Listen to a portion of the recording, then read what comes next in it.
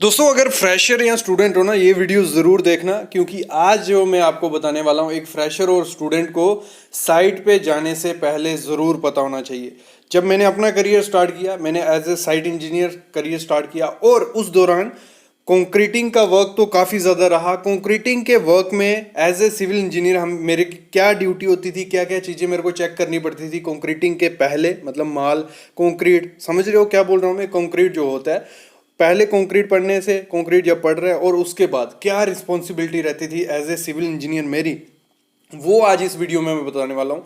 और जब साइट पे आप जाओगे, क्योंकि फ्रेशर ही जाओगे, मोस्टली ये चांसेस होते हैं, और एज ए साइट इंजीनियर ही बच्चे साइट पे जाते हैं, तो सबसे पहले यही काम देखने को मिलेगा। कंक्रीटिंग का work as a supervisor, as a site supervisor आपको लिया जाता है। तो उस दौरान आपको क्या क्या चेक करना है, देखो। सबसे पहली चीज, ऐसी कुछ मैं 20 से 30 चीजें बताने वाला हूँ। सबसे पहली चीज, जिस चीज का कंक्रीटिंग हो रही है उसका सेंटर लाइन देखना है, मतलब वो प्रॉपर अपनी जगह पे है। ये नहीं बोल रहा कि स्लैब की कंक्रीटिंग हो रही है तो सिर्फ उसका देखना होता है। कंक्रीटिंग स्टार्ट हो जाती है फुटिंग से, नीचे से। तो फुटिंग की जिस चीज की भी कंक्रीटिंग हो रही है उसकी सेंटर लाइन देखना है। सेंटर लाइन क्या हो गया कि वो चीज़ जो स्ट्रक्चर कंक्रीट होने जा रहा है वो अपनी पोजीशन पे है कि नहीं। क्यों, वो कहाँ, कैसे चेक किया जाएगा। कोई भी रेफरेंस होगा, इर्द गिर्द बुर्जी होगी या इर्द गिर्द कोई स्ट्रक्चर होगा, उससे टेपिंग किया जाएगा, तो उससे आप सेंटर लाइन चेक कर सकते हो ड्राइंग के हिसाब से। वहाँ वो चीज़ अपनी जगह पे है कि नहीं, ये चेक करना है। दूसरी चीज, जो उसमें शटरिंग की गई है, फॉर्म वर्क किया गया, इसकी अलग चेकलिस्ट आती है कि फॉर्म वर्क में क्या क्या चीजें चेक करनी होती है, लेकिन हम कंक्रीटिंग की कर रहे हैं तो फॉर्म वर्क या स्टेजिंग, जो सपोर्ट्स लगाई हैं वो 90 डिग्री पे हैं या 45 डिग्री पे प्रोवाइड की हैं, प्रॉपर की हैं, कोई उसमें से गैप तो नहीं है, लीकेज तो नहीं होगी स्लरी वगैरह या सीमेंट, ये चीज़ चेक करनी है।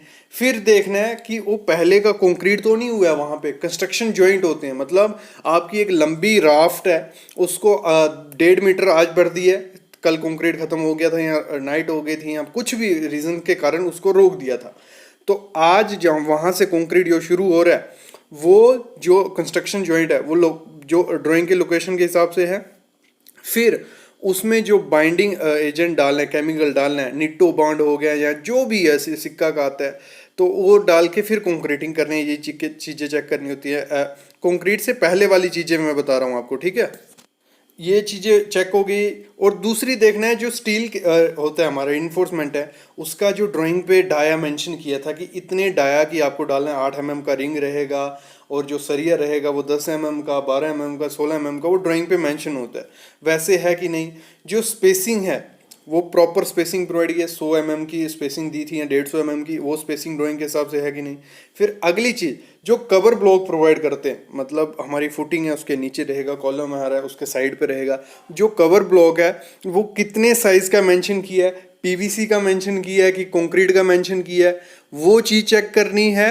और प्रॉपर पोजीशन में है, प्रॉपर कितने कितने पे कितने आने चाहिए। जैसे स्लैब पे 1 स्क्वायर मीटर में 5 कवर ब्लॉक होने चाहिए, जैसे कॉलम में हर 1.5 फुट के बाद एक कवर ब्लॉक होना चाहिए, तो वैसे प्रोवाइड किए गए नहीं किए गए हैं। फिर देखना है कि जो सरिया था हमारा उसमें ओवरलैप है कि नहीं, मतलब जहाँ लैपिंग आनी चाहिए वो अल्टरनेट है कि नहीं, ऊपर नीचे है कि नहीं।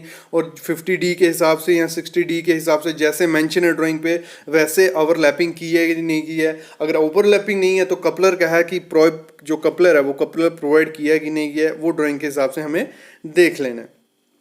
फिर अगली चीज़ मैंने बहुत ज़्यादा की है, जब एज ए सिविल इंजीनियर मैं साइट पे गया, मेरा वर्क 2 महीने तक एक ही वर्क रहता था। जो भी शटरिंग थी, जो भी कॉलम होता था, क्योंकि मोस्टली प्लम हम देखते हैं, प्लम बॉब जो साउल देखते हैं, प्लम बॉब देखते हैं कि वर्टिकलिटी कैसी है कॉलम की, वो सीधा है कि नहीं।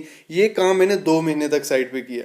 तो वो प्लम बॉब के हिसाब से देखना है कि वो जो आपका कॉलम है वो सीधा है, या कोई भी स्ट्रक्चर है, वर्टिकल स्ट्रक्चर है, वो सीधा ज़रूर होना चाहिए, क्योंकि अगर सीधा नहीं हुआ, उसका लोड प्रॉपर से डिस्ट्रीब्यूट नहीं होगा, वो फेलियर हो जाएगा।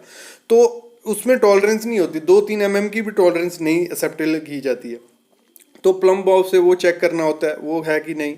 बाकी जो भी रेफरेंस है, मतलब किसी रेफरेंस से उन्होंने कहा होता है कि वो जो चीज़ है, वो जो भुर्जी है, वो जो टीबीएम है, उससे हिसाब से हमारी स्लैब इतनी होनी चाहिए, बीम इतना होना चाहिए, कॉलम इतना होना चाहिए, तो वो चेक कर लेना है क्योंकि वो लेवल है कि नहीं। क्योंकि जब एक बार कंक्रीट हो जाता है, कंक्रीटिंग स्टार्ट हो गई, फिर बहुत दिक्कत होती है। ये तो ये पहले वाली चीज़ें हैं, ये आपको चेक करनी है। फिर अगली चीज़ एज ए सिविल इंजीनियर आपको चेक करनी पड़ती है, जो इंसर्ट प्लेट्स होती हैं, जो निप्पल होते हैं, पाइप्स हैं, स्लीव्स हैं, वो प्रॉपर जगह पे हैं कि नहीं, जहाँ प्रोवाइड होनी चाहिए थी वहाँ प्रोवाइड की गई हैं कि नहीं।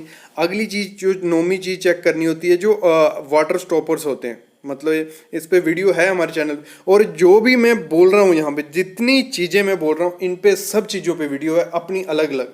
तो जो वाटर स्टॉपर होता है, अगर आपकी रिटेनिंग वाला है, पड़ती है, तो उसमें वाटर स्टॉपर डाला जाता है बीच में, वो वाटर स्टॉपर लगाया कि नहीं किया है। फिर जो कंस्ट्रक्शन जॉइंट है कि आपको आज कंक्रीट करना है, ये कंक्रीट कहाँ रुकेगा, जाके कहाँ तक हमें कंक्रीट करना है, वहाँ कंस्ट्रक्शन जॉइंट है कि नहीं, कि यहाँ पे हमारा कंक्रीट आज रुकना चाहिए, LY4 या LY3 जो भी डिसाइडेड है उस हिसाब से करना है। और जो शटरिंग है हमारी, वाटर टाइटनेस है कि नहीं, जैसे मैंने स्टार्टिंग में कहा, उसमें कोई गैप नहीं होना चाहिए। गैप उसमें हुआ तो स्लरी बाहर निकल जाएगी, मतलब सीमेंट बाहर निकल जाएगा, उस कंक्रीट का कोई काम नहीं रहता। फिर अगर वहाँ गैप होगा तो वहाँ हनीकॉम्ब आएगा, और जब वाइब्रेटर करोगे तो वो शटरिंग खुल भी सकती है, और अगर वो वहाँ पे कुछ क्रैक वगैरह रह गया, वहाँ से सीपेज के चांसेस काफ़ी ज़्यादा हो जाते हैं, तो ये चीज़ भी चेक करनी है। फिर जो पानी आप यूज़ करने जा रहे हो कंस्ट्रक्शन, मतलब माल बनाने के लिए, एज ए साइड इंजीनियर, ये कौन सी बात है मैं बता रहा हूँ, एक साइड इंजीनियर की क्या रिस्पॉन्सिबिलिटी होती है। पानी वानी चाहे क्वालिटी इंजीनियर करेगा, लेकिन उससे आपको तालमेल रखने की, मैं देख चुका हूँ या क्या है क्या नहीं, वो सब क्वालिटी चेक करनी है पानी की, अच्छा पानी है कि नहीं, ठीक है।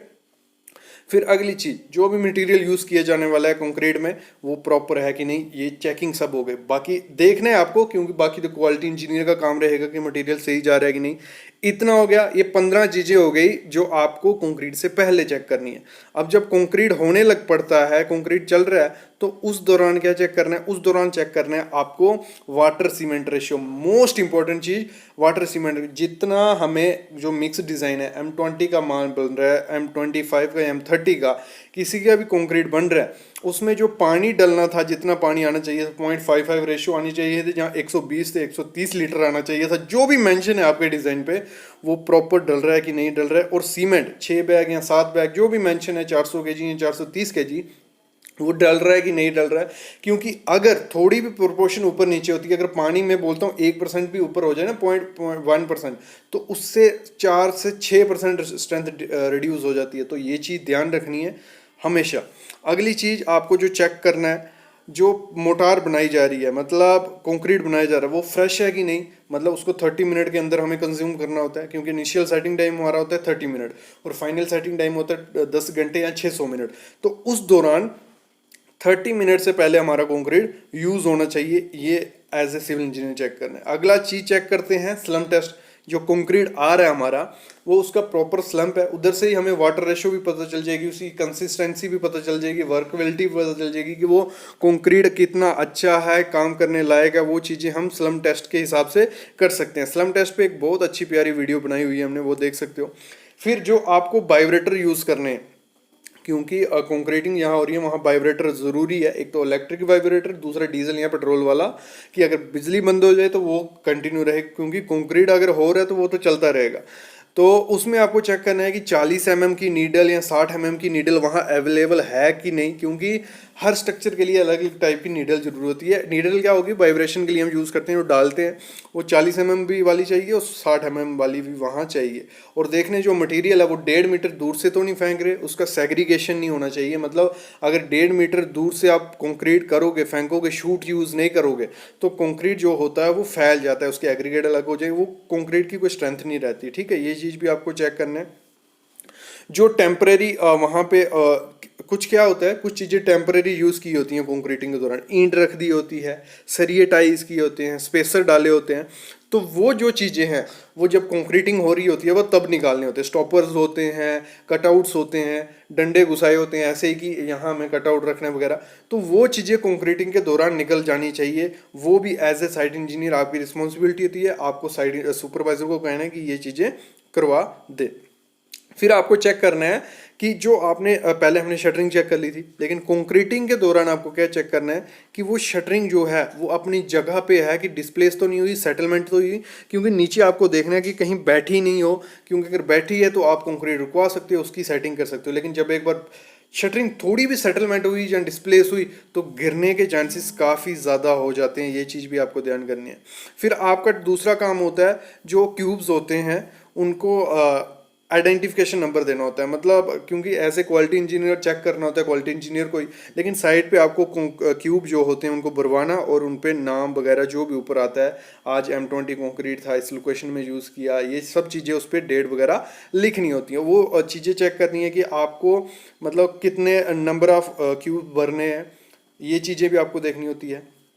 और हमेशा ध्यान रखना, एक बहुत बड़ी रिस्पॉन्सिबिलिटी एक सिविल साइट इंजीनियर की होती है कि जो कंक्रीट चल रहा है उसमें ब्रेक नहीं होना चाहिए। मतलब अगर लगा लो कंक्रीट सोचा है 200 एम क्यूब करना है तो उसको पूरा सिस्टमेटिक वे आपको कंप्लीट भी करना है। कुछ भी बीच में आ रहा है कि टीएम नहीं पहुंच रहा है, ट्रांजिट मिक्सचर जो रहते हैं या कंक्रीट टाइम पे नहीं आ रहा है, ये सब चीज़ें तालमेल आपको करना होता है कि कंक्रीट कंटिन्यू चलता रहे। ये चीज़ें आपको चेक करनी होती है। ये हो गई 10। अभी हमारी टोटल हो गई 20-25 चेकलिस्ट। अभी आती है जब आपका कंक्रीट खत्म हो जाता है, मतलब कंक्रीटिंग हो गया, तो उसके बाद आपको क्या चेक करना है। दूसरी दिन शटरिंग खुल रही होती है, आपको देखना है कि वहाँ कोई हनीकॉम्ब तो नहीं आया, गंजा जो रहता है हनीकॉम्ब नहीं होना चाहिए। लाइन लेवल में सब कुछ है, कंक्रीटिंग के दौरान वाइब्रेशन के दौरान कहीं शटरिंग बाहर नहीं गई, उसको फिनिश करो। जहाँ भी हनीकॉम्ब वगैरह है उसको अच्छे से प्रॉपर तरीके से फिनिश करना है। कोई भी क्रैक है, ईयर बबल आया है, उसको देखना है कि वहाँ पे आपको शिंकेज क्रैक्स मोस्टली दूसरे दिन देखने को मिलते हैं, उसको फिनिश करना है प्रॉपर से। क्यूरिंग मोस्ट इंपॉर्टेंट चीज़ दूसरा एज ए साइट इंजीनियर काम होता है दूसरे दिन का, वो होती है क्यूरिंग। तो जो क्यूरिंग है वो प्रॉपर से हो रही है कि नहीं हो रही है। जो आपको अगली चीज़ चेक करनी है वो है कि शटरिंग खोलने का टाइम, वो आपको प्रॉपर नोट रखना है कि 7 दिन के बाद खुलनी है ये वाली, 18 दिन के बाद ये 20, ये 21, 14, 15, ये सब चीज़ें आपको ध्यान रखनी है। ये ठीक है। फिर वही जो फिनिशिंग वगैरह होगी वो सब चीज़ें आपको चेक करनी है एज ए साइट इंजीनियर। ये मैंने बेसिक बता दी आपको कि साइट पे जाके कंक्रीटिंग के दौरान क्या क्या चीज़ें चेक करनी है, क्या क्या चीज़ें होती है। इधर से आइडिया भी लग गया कि कंक्रीटिंग का प्रोसेस कैसे होता है, पूरा पता चल गया होगा। तो ऐसी वीडियोस मैं आपके लिए लाता रहूँगा, प्रैक्टिकल नॉलेज आपको देता रहूँगा। बस आपसे एक ही चीज़ डिमांड करता हूँ, ऐसे ही प्यार देते रहो, चैनल को सब्सक्राइब करो, दोस्तों के साथ शेयर करा करो, उनको भी प्रैक्टिकल नॉलेज मिले। मतलब फ्री में सब कुछ मिल रहा है, फ्री इंटर्नशिप लगा लो, फ्री वीडियो लगा लो, फ्री प्रैक्टिकल नॉलेज लगा लो, फ्री कोर्स लगा लो, ये सब चीज़ें इसी में आपको मिल गई। तो ऐसे वीडियोस लाता रहूँगा। Thank you guys.